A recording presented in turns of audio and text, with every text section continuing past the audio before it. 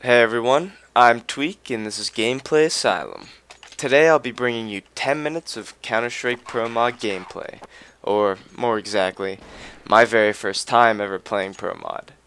Since Counter-Strike 1.6 has been my forte for as long as I've been a PC gamer, I was really excited to jump right in and start fragging. I'm going to apologize right away for being sick, so if I cough and perforate your eardrums, you can't really be mad. But I'm going to try not to, so don't get too upset. And one more thing to add. You may notice a little lag during my gameplay. Unfortunately, I was a rookie, and I was too busy messing with my settings and connected to a server with about 150 ping constant, which is my mistake. Moving on. One thing that I noticed immediately was the amount of choices you're given to personalize the game to however you like it. As you can see, I've already taken the liberty of making my crosshair pink because I'm a badass. A cool thing for people who have already played either 1.6 or Counter-Strike Source is a new tab in options titled CSP. This menu allows you to switch certain aspects, such as the op crosshair scope, between CS 1.6 or Source models, which really helps with the transition from one of those games to this one. I was really interested to see how the movement felt in ProMod. One thing that really sets out great shooting games apart from the others is the fluidity at which you're able to control your character in-game. You don't want to feel hindered by a system that feels sluggish. You want to be able to do exactly what you want with a quick, crisp response from the game. That's one thing that kept CS at the top of competitive gaming for so long, and I can see that they kept the same feel for ProMod, which is a big plus, especially for me, because I'm familiar with it. As you can see at the beginning of the round, I buy my weapons and equipment.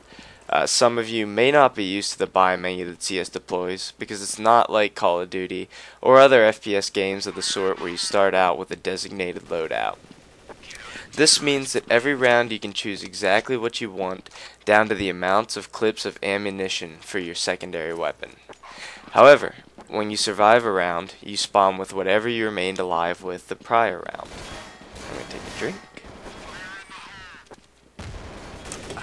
Diet Dr. Pepper.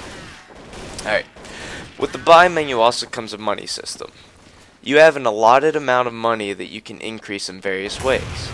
The best ways are obviously winning the rounds, getting kills, and planting the bomb.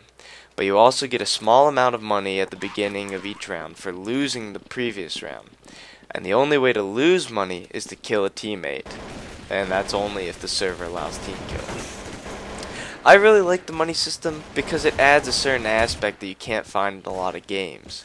Some rounds become more important to win than others when you are forced to use a pistol while the other team is able to buy, like rifles. It adds a subtle balance to the game also. For one, the amount of money you have cannot exceed $16,000, which makes sure that the team that is constantly winning won't have an absurd amount of money to be able to buy every single round, unless they don't lose. And it has something I call pity money. This is if one team is consistently losing round after round, the amount of money that they are given at the beginning of each round is slowly increased to the point that they'll be able to buy every single round. However, if that team wins one round, the pity money starts from the bottom again. So, all in all, it helps out the losing team while somewhat hindering the winning team. Also, the health system for CSPromod runs off of hit points, which means that there's no regeneration. So, sorry Call of Duty fans. You're given 100 HP at the beginning of the round, and once it's gone, it's gone.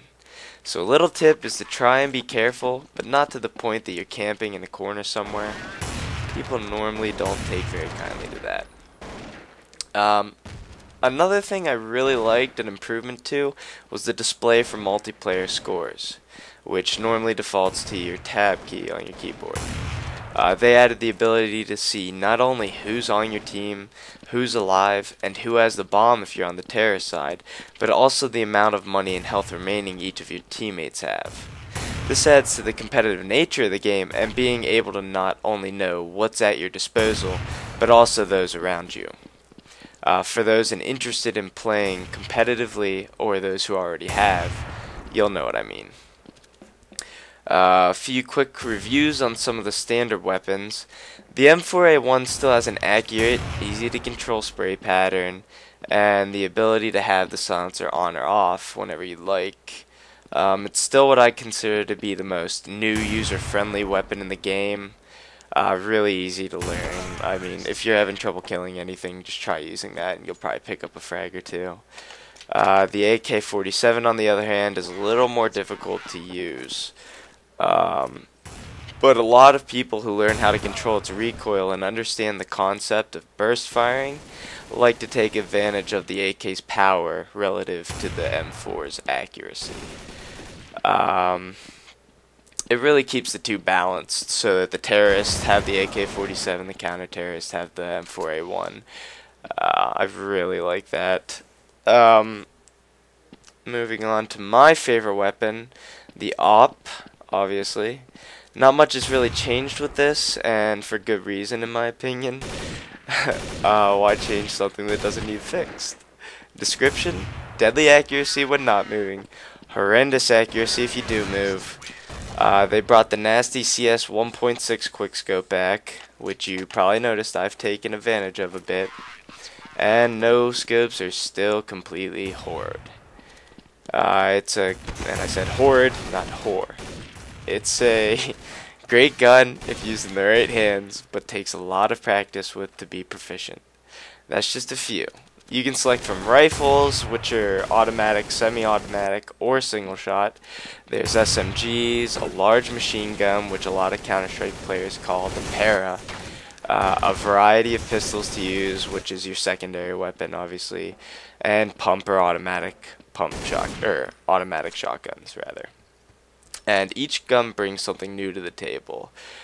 This variation helps keep the game fresh, especially since it's not one you need to unlock guns for, like COD or something of the sort. They're all available, you just need to be able to afford them. There's two basic types of gameplay on ProMod: the competitive standard bomb defusal gameplay and the simpler aim gameplay. The type of gameplay coincides with the type of map. Bomb defusal maps are denoted with a DE, whereas aim maps are simply denoted with AIM. As you can see, I'm currently playing on an aim map where the only objective is to wipe out the opposing team. This is a really good game mode for new players just learning the ropes to get the feel for the movement and different gun spray patterns that the game has to offer. The bomb defusal game mode has a different objective. You can still wipe out the opposing team to win, but now the terrorists are trying to plant a bomb while the counter-terrorists attempt to defend the bomb sites, which is similar to Call of Duty's Search and Destroy game mode. Obviously, teamwork becomes a more important aspect of winning the round in bomb defusal, and of course there are various maps for each game type, with this one being called CSP Aim Arena. Now, some things that I'd consider cons of the game. Graphics-wise, the game has a Counter-Strike source look, which is obviously an upgrade from the 1.6 look. To people who have played it before, they'll know what I mean. But the gamers wanting to compare it to, say, Call of Duty Black Ops graphics, they're not on the same level. Call of Duty Black Ops still on a different tier. Also, the learning curve of the game may be a little steep, meaning newer players may take a little longer to increase in skill. This is expected because it's such a balanced game with so many aspects, and a lot of the players who you may play with online could be like me and come from Counter-Strike 1.6 or Source, so they already have basic knowledge of the game. Also, for gamers looking for a storyline, you'll find none here other than kill the other team or a bunch of pissed off terrorists who want to blow up some arbitrary site. With that being said, in my opinion, it's never really been the graphics or the storyline that makes a great shooting game, but rather how the actual gameplay is. So, if you were wondering if I'd say get this game or not, I reply, why not? Right now, I mean, even though it's in beta, it's completely free to play. And for those of you interested in playing the game, I have included in the information below a download for a walkthrough of exactly how to download and install the game in a text file. And it starts with the installing of Steam, which you'll need to run it. On that note, I'm going to leave new players with a few parting tips. Please don't forget to buy ammo for your weapons. You will not believe how many times I see one of my friends or roommates come over to my room to play CS on my computer and forget to buy ammo. It's very important if you plan on staying alive and shooting much. And don't get upset. The worst thing you can do is get mad at a video game. If you die, you die. Just try to kill whoever killed you the next round, so you can teabag him, if you know what I'm saying. Alright guys, that's it for me. Thanks everyone for watching my walkthrough on Gameplay Asylum, and I hope you enjoyed it. Tweak out.